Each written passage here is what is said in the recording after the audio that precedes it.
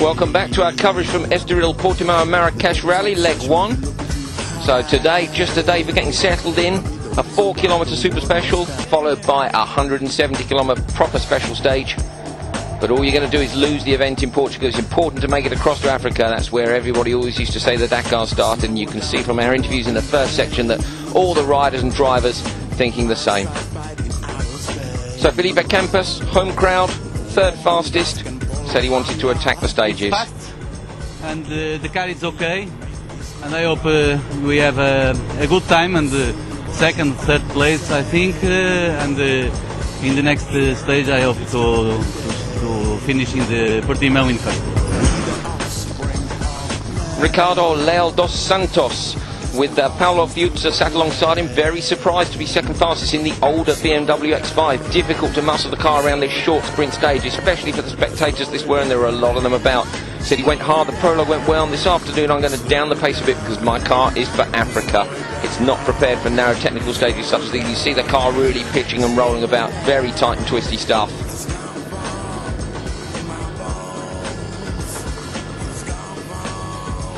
Great natural arena for the spectators to come and watch in.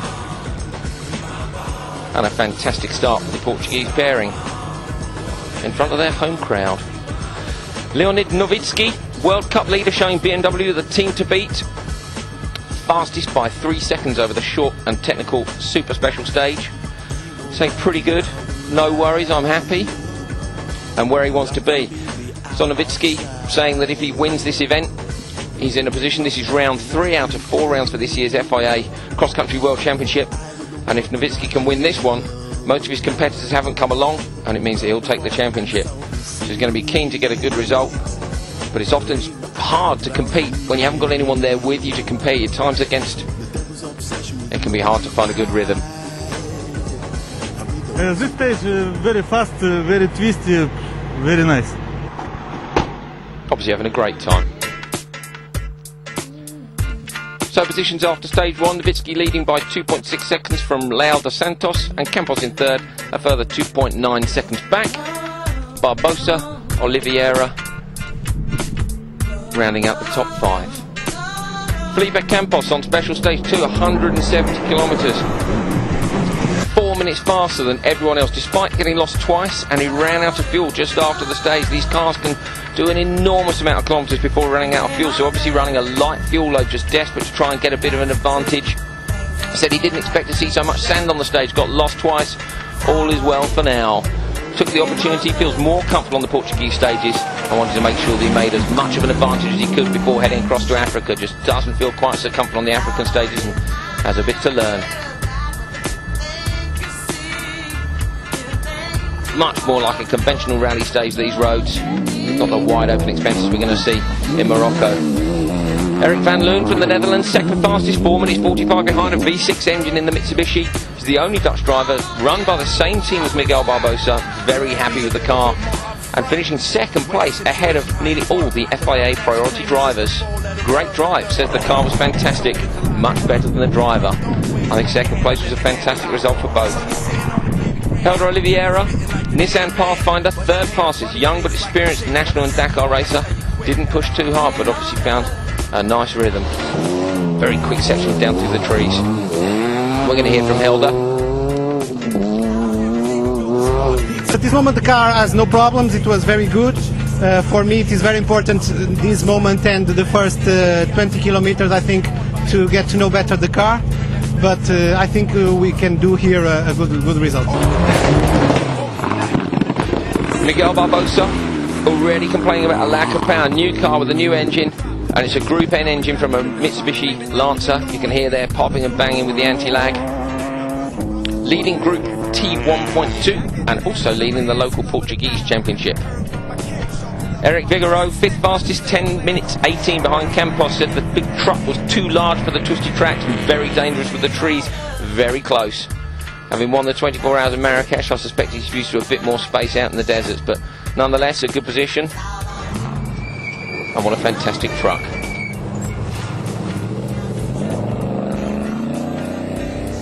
No, we didn't change anything on the car. Last week, took part in the 24 Hours of Morocco. We won that race. We won every stage. That's why we didn't change anything, and we want to continue that run of success. So Leonid Novitsky, winner of the first stage, up a surprise, down in 8th position. A small impact jammed a wheel, and the Russian driver lost a few minutes in sand. He had to receive some help from Ricardo Leal dos Santos, who helped him to get out of the sand. So not a great start for the leader of the FIA Championship. He was third fastest up to checkpoint 1, but lost 15 minutes overall. So Campos now leading in the BMW, 4 minutes 38 ahead of Eric van der Loon. Oliveira in third place, Barbosa and Vigoro rounding out the top 5.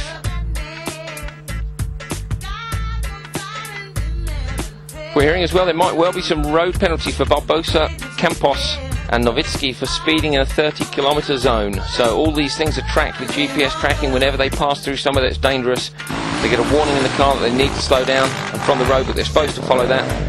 And unfortunately it looks like a few of the drivers have fallen foul of that. We'll confirm the penalties for you later. Join us after the break. We're going to have all the action from the bikes. See you in a minute. For you to experience the greatest race in the world, Eurosport goes 24. From scrutineering to the podium, get set to live a full week of Motormania. Day by day, get to the heart of Le Mans with the magazine 24 Minutes, live right throughout the week. And you won't miss a second of the big duel between Audi and Peugeot, because the race is live, non-stop, on Saturday and Sunday.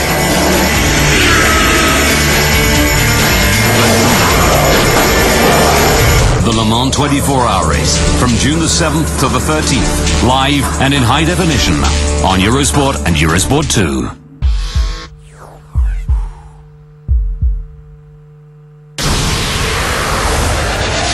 Don't miss a minute of top-notch tennis from the French Open. Follow all the action and your favorite stars at Roland Garros with the exclusive multi-court service from Eurosport Player. Choose the matches you want to watch both live and on demand.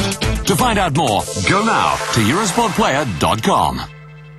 Download WWE SmackDown vs Raw 2010 on your mobile. Just send Euro5 to the number next to your flag and join the Jamba subscription. Voor Nederland stuur je euro 5 naar 4636. Suomesta tekstaat euro 5 numeroon 17 30 17. Hinta vain 4 euroa, kun aloitat tilauksen. Para España envía euro 5 al 35 235. Full motorsport coverage, including every move in F1 and the World Touring Car Championship as it happens, with interviews, breaking news and results, all at Eurosport.yahoo.com.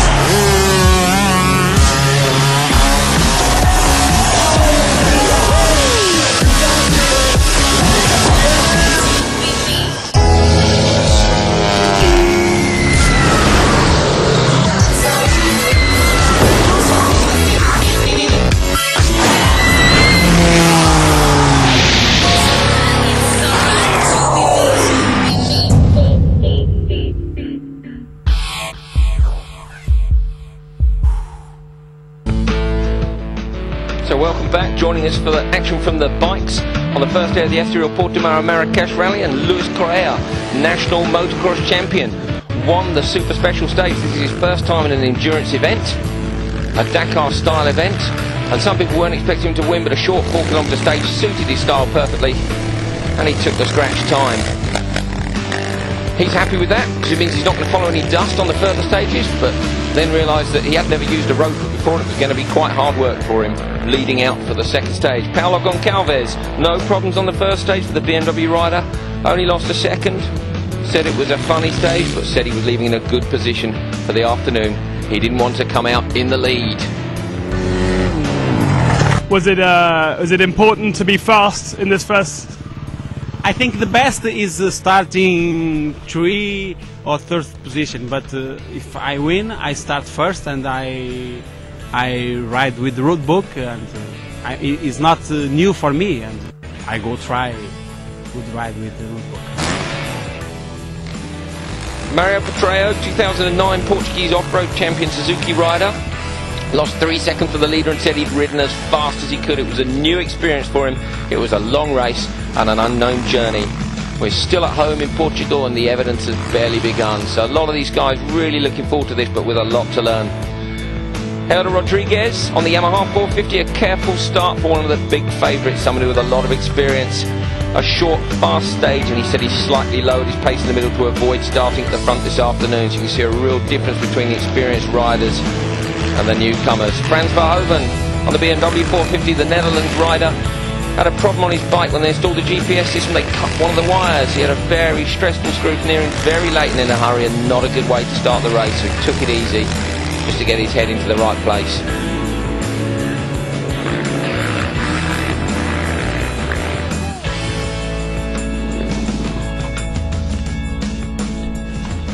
We're going to have a chat with Frans.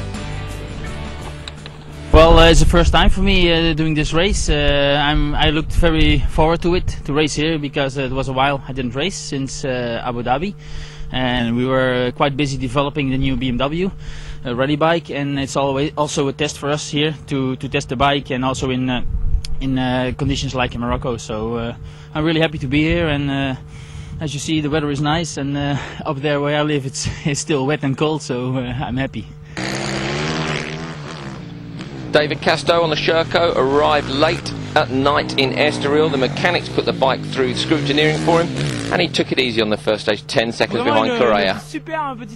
Yeah, really beautiful small stage, very funny with a perfect track. A lot of spectators to support us. A really good beginning to the race, very happy. Obviously enjoying a bit of showboating, I would say, there in front of the crowds. Big smile on his face, no stress. Ruben Faria, Portuguese rider on the KTM 690. Said he didn't take any risks, but didn't want to open the stage for the second stage.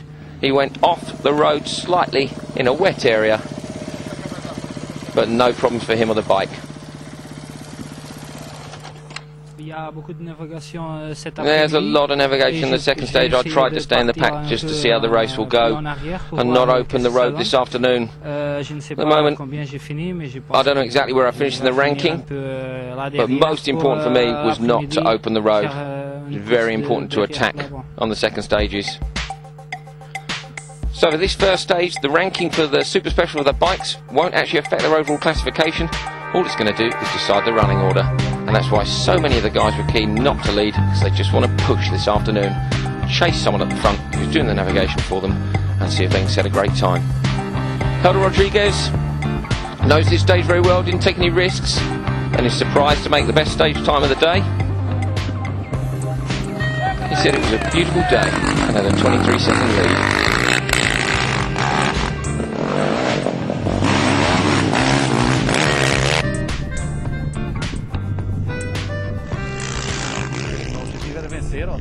My main goal's to win, so the aim is done for today.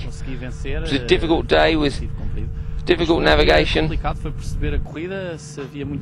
and much dust on the track. It was a good day for me, even if I have to open the road tomorrow.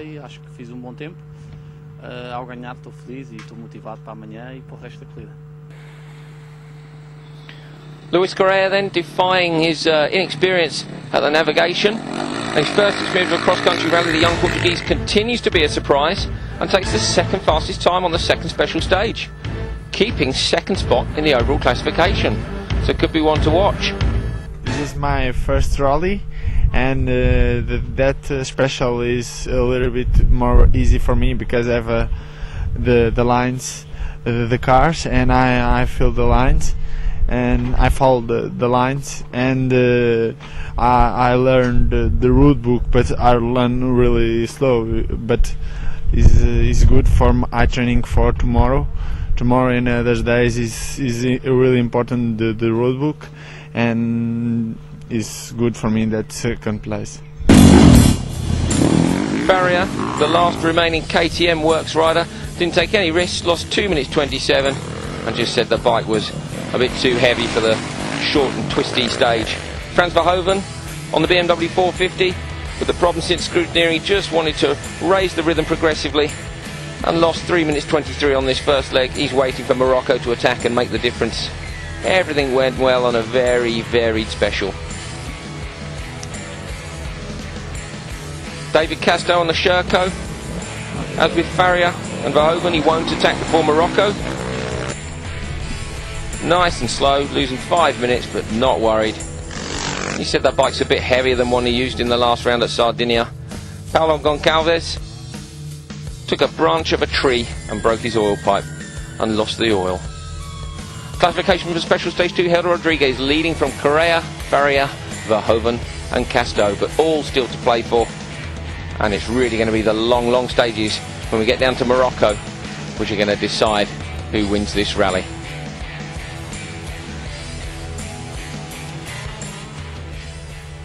So, Cyril Desprez explains to us about tomorrow's stage, Portimão and back to Portimão. Look for stages 3 and 4. We're in the south of Portugal, which reminds me of the Dakar in 2006-2007. The day will begin with a special stage of 180 kilometers. A lot of trees and rocks at the edge of the tracks. Very technical. And a lot of public there to support the competitors. A tricky stage as always in this landscape.